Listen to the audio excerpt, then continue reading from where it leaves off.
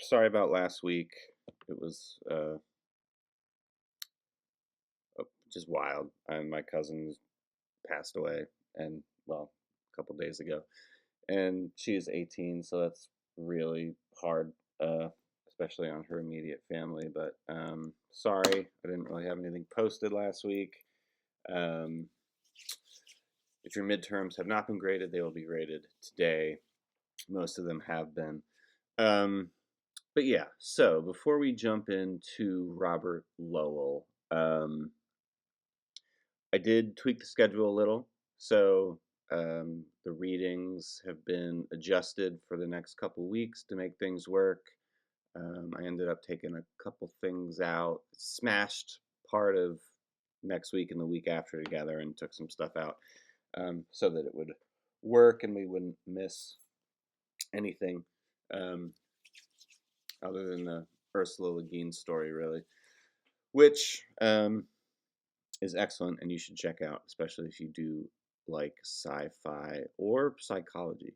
It's a very interesting story, but sadly, Ursula got cut. Um, so this week we, well, obviously, and last week are doing Robert Lowell and Elizabeth Bishop. Hopefully, you've had a chance to check out all of the other documents I posted. There's a little bit about confessional poetry, which we'll talk about in a sec. And there's an interesting essay about Robert Lowell and Elizabeth Bishop's friendship that really has to do with Skunk Hour being dedicated to her, and then the armadillo being dedicated to him, and the lore behind all of that, which is interesting, and you should check it out. Before it was really all cleared up. I mean, they were pen pals, essentially for a large part of their lives, and just you know really respected each other as artists. Um, a lot of people have always said that her son's a bishop, and the first stanza is a reference to Elizabeth Bishop, but it's not. Um, but regardless, an excellent poem. Robert Lowell, honestly, is probably one of the most influential American poets that we have because he invented confessional poetry, right? Which, to argue that he didn't champion it is debatable, but really championed by Anne Sexton and Sylvia Plath and Adrienne Rich, who Plath and Sexton were his students. Um, so he was obviously teaching them writing and poetic theory, and um, as he was coming up with this concept of confessional poetry, right, which really to boil it down is the poetry of the I, right? Capital I, the poetry of the self. Um, its major characteristic, though, isn't necessarily that it's in first person and you assume that the poet is the writer, though that is much so what it is now. Um, it's about deep introspection, right? So, not to say that things that we have looked at before that have been written before, people weren't writing about their feelings, but with the confessional poetry movement, Lowell really got much deeper and much more just personal and blunt, really. Um, there's a very excellent book called Setting the River on Fire if you happen to really enjoy Robert Lowell or um, the relationship between art and psychology. But Lowell was bipolar. He had bipolar disorder. And, you can imagine back in the 40s, 50s, and 60s, it wasn't, the way that it was treated was that you took medication that really didn't do much. And every so often, when you had an episode, they would toss you into an institution for a while. So Lowell was frequently in and out of being institutionalized, especially later, well, in his middle age and later in life.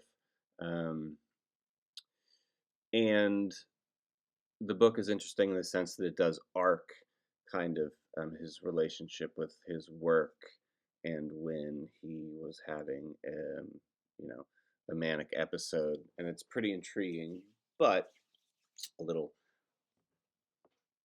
tangent. The confessional poets all write about themselves, and they don't really sugarcoat things or their emotions or what's going on in their life.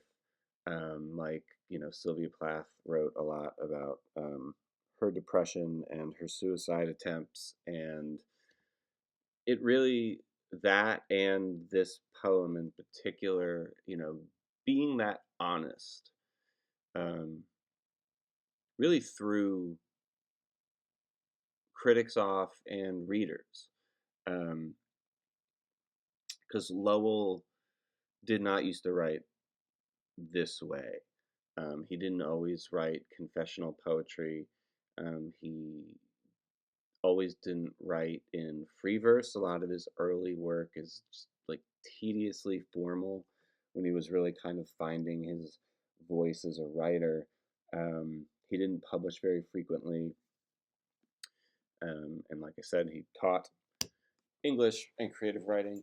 Um, but it was this poem in particular that kind of spearheaded the confessional poetry movement. And there are some uncomfortable revelations in here, but it is, the skunk is a giant metaphor that we'll talk about. Um, but it's not just about Lowell, it's about where he lives and the effect that that has on him. We could say that, there are parts of this poem that could have to do with sad disorder, right? Like seasonal depression, and how all of this kind of knots together um, in this kind of moment of self hatred and clarity that Lowell's capturing in this piece. So, like I said, it's in free verse. Um, it is framed with um, matriarchal images, right? We have the um, hermit heiress, and then obviously the mother skunk at the end. Um, and the other main important point, which we have here, is that it's built around an analogy between art and voyeurism, right? Which is an interesting thing to consider. You know, as an artist, you have to soak the world in one way or another. Um, and we have an example here, a specific one at least, of, one that's completely unhealthy. But we'll get to that when we get to it. Um, so, our first two stanzas, we don't have an I, right, a first person introduced yet, but it has to do with an heiress that lives on Nautilus Island, right? So Nautilus Island's Ermit heiress still lives through winter in her Spartan cottage. Her sheep still graze above the sea. Her son's a bishop. Her farmer is first selectman in our village. She's in her dotage. So, you know, um, we have some internal rhyme with Nautilus and island, right? You get that um, assonance there, Ermit heiress. Obviously, we have some alliteration. So, just to point out that just because it's in free verse doesn't mean that it's not utilizing tons of different literary and poetic devices. And we kind of just have this scene painted for us, right? We have an Ermit heiress who kind of lives above the sea in her massive cottage, right? And she owns a lot of property. Um, and then, we have this idea of a Spartan college, and her son's a bishop, and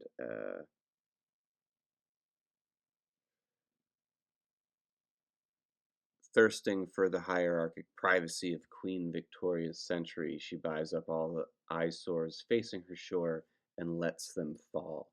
Um, so it's about destruction, right? And thinking, first we have an isolated character, right? The hermit heiress, who just wants to live above everyone, which she physically does in a way, right? Um, on this cliff face, and she buys all the houses across the way from her so they can just fall apart, right? So that she can be alone. And we have this Queen Victoria's century, right? Someone that, truly wants to kind of lord over people. But also, it's doesn't really sound very happy, right? I mean, there's obviously an isolation and a sadness here. And phrases such as Spartan Cottage and Queen Victoria's Century suggest specific historical areas that contrast with the liberalized modern present in which this piece was written, right? So people kind of living um, in their own worlds in their own times, right? And that's the setup for the piece.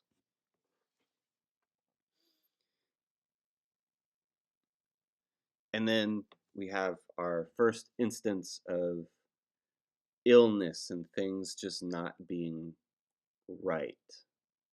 Um, the season's ill.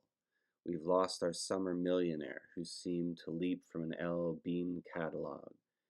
His 9-knot yawl was auctioned off to lobstermen. A red fox stain covers Blue Hill. So, in terms of you know, the season being ill, right, we have two reasons for that. The town has lost their summer millionaire, right? So we have a placement of season, right? We're in fall now. Um, and, Nautilus Island is a fishing island slash a vacation spot, so it's much emptier in the off season, right? So we have even more isolation going on, and the town has lost their summer millionaire. And if you listen to the video of Lowell reading this, everyone chuckles when he says, "Who seemed to have leapt from an LL Bean catalog." If you don't know, LL Bean is this like very, very specifically like New England clothing company, um, and it's expensive, especially back then. And it was marketed towards, kind of like summering people, right? Not fishermen or not people that, really are out there doing the work or spending their time outside. People that rent a cottage and go look at the pretty changing leaves for a week, right? So that's why that got a laugh in that reading. But so we have the season's ill, right? Because everything's dying. Um, but the leaves are changing. And like I just said, people, will rent out places a year in advance to see the leaves change in this area of the country. Yet Lowell, and it's fair, I know that I say, our speaker the speaker in a poem's not always the poet, but this is confessional poetry, so it is. This is definitely Lowell speaking. You know, again, back to this idea of potential seasonal depression and just the fact that, this is the time that the world around us starts to die and go dormant, right? The opposite of our continuous spring metaphors and conceits that we've consistently seen. But then we have this final line. A red fox stain covers Blue Hill. Now, the note that we have here kind of relates just what a beautifully short, descriptive line this is, right? So, a red fox stain covers Blue Hill. Is kind of a form of a rural New England pendant to Ezra Pound's haikuish two-line in a station at the Metro. There are no petals on a wet black bough in Lowell's poem, but the stained New England fall foliage is emblematically appropriate. Again, the season's ill, a sign of which is that the leaves are ill and dying as they turn from green to orange and red. Um, One interpretation of a red fox stain. There are a handful more, um, but that will be one of your reading responses to come up with what else it might potentially be. Um, but one interpretation is that it is relating to the turning of the leaves, right? But again, so isolation and things falling apart and falling to the ground, literally, if we're thinking about leaves and things leaving, the millionaire is gone, right? Um, it's becoming more and more of a desolate place. Um, Then we get to our next stanza, which has a incredibly old slur in it. But and now our fairy decorator brightens his shop for fall. His fishnets filled with orange cork, orange his cobbler's bench and all. There is no money in his work; he'd rather marry. Um, Maybe one of the saddest and most isolating and isolated characters in this piece is the queer decorator that owns a shop, right? And most of this is a description of the shop, right? And it's bright, everything's orange. A ton of alliteration in here. Fall fishnets filled, right, with orange cork, orange. We have some repetition. Fall and all. We have a rhyme there. But in terms of time, this is why I feel that this is maybe the saddest character in this piece. Um, we have someone that would rather marry and have a more complete life, right, with a companion, but they legally can't get married because this is the 50s. Um, so, again, more and more isolation. Now, finally, in our second half, a little more than half, um, we jump into the first person, right? So this is what it's this second half of this poem that really kind of rocketed forward this confessional poetry movement, right? And confessional poetry was coined not by Lowell, but by a literary critic, as all movements usually are, unless you're Ezra Pound and that full of yourself. But so now we switch to first person. Here's our turn in the poem. One dark night, my Tudor Ford climbed the hill's skull. I watched for love cars. Lights turned down, they lay together, hull to hull, where the graveyard shelves on the town. My mind's not right.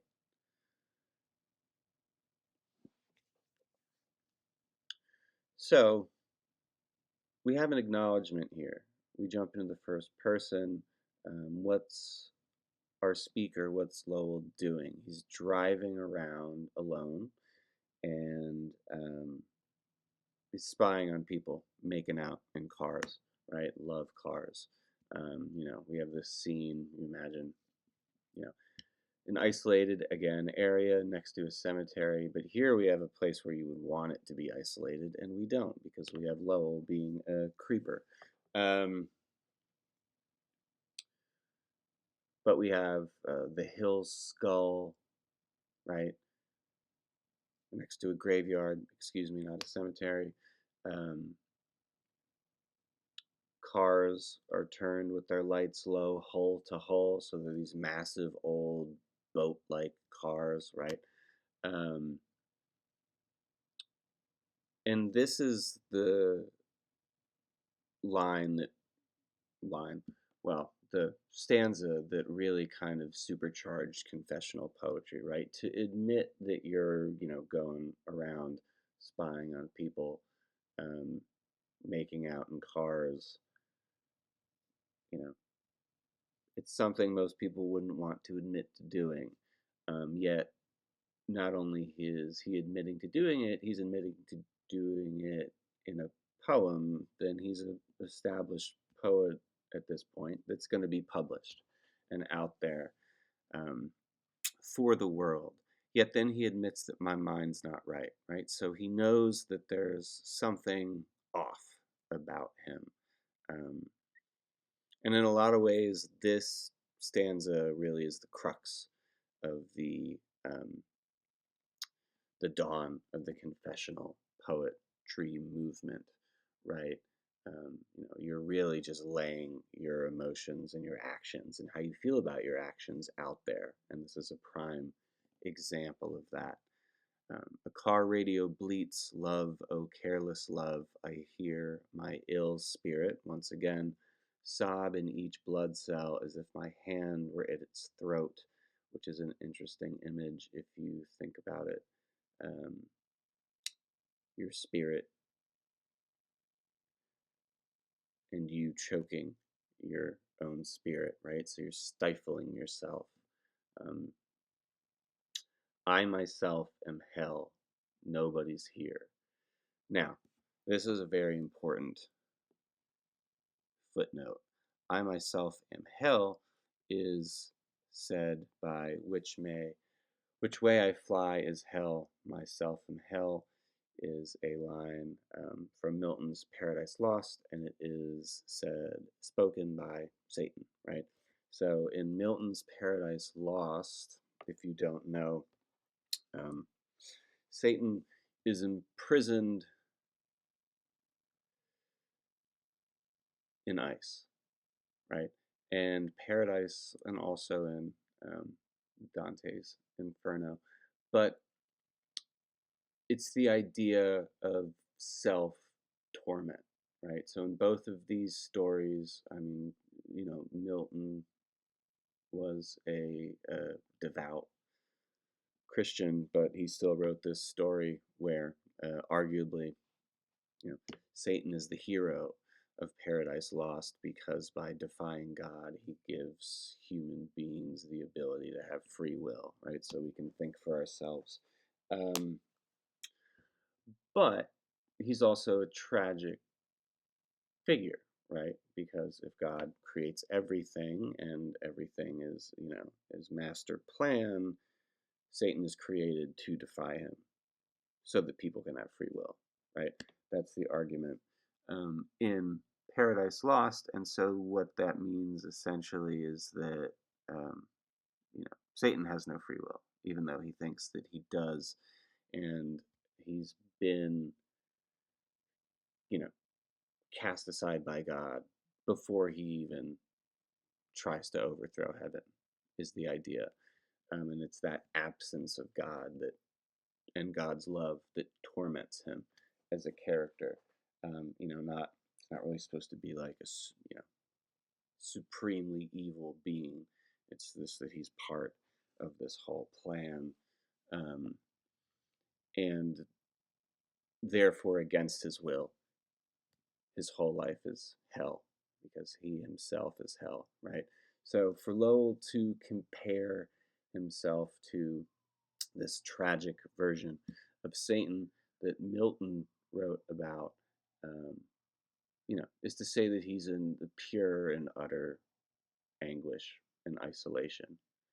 Um, Nobody's here, right? Only skunks that search in the moonlight for a bite to eat. They march on their souls up Main Street, white stripes, moonstruck eyes, red fire, under the chalk draw and spar spire of the Trinitarian Church. So, again, right, we have our speaker noting that they're not alone, but the only thing that's around are animals, right? Skunks. Um, is it due to the scenario that it's really late? It's obviously late if he's driving around spying on people making out in cars. Um, and now downtown and Main Street's empty and they're just skunks looking for food. Um, And it's with the arrival of these skunks that the poem takes on, in our final two stanzas, one stanza. Our last stanza, um, the bleakness of the poem, you could argue is still there, but if you think about why Lowell respects this mother skunk, um, there's something, he reveres this mother skunk for her bravery, right? And her ability to soldier forward. So I stand on top of our back steps and breathe the rich air. A mother skunk with her column of kittens swills the garbage pail. She jabs her wedge head in a cup of sour cream, drops her ostrich tail, and will not scare. So we have a poem completely filled with people. Maybe there's one other animal in it in one way or another. If you decide to take it that way, I guess there's sheep in the beginning. But then we focus in on an animal and not a person. And it's this mother skunk ripping apart his trash, looking for food, right? And our last line is that and will not scare, right? So Lowell's out on his back porch trying to get this skunk to stop ripping his trash apart, and it just doesn't care, right? Because it's on a mission and it's determined, and it has fortitude and resilience, right? And these are all the things that Lowell doesn't feel that he has in this moment, right? Of being completely isolated and feeling like he's out of his mind. And I mean, how many times does he say his mind's not right and he's ill? He compares himself to this tragic version of Satan, um, yet he finds strength and resilience in this skunk that doesn't care that he's shooing it away because it's like, no, I need to eat and my kittens need to eat. So you can yell at me all you want. I'm gonna rip your trash apart. And it's with that realization that this poem takes on a bit more of a hopeful tone, even though it is so bleak. Um, yeah, powerful enough to have inadvertently started a poetic movement. Um,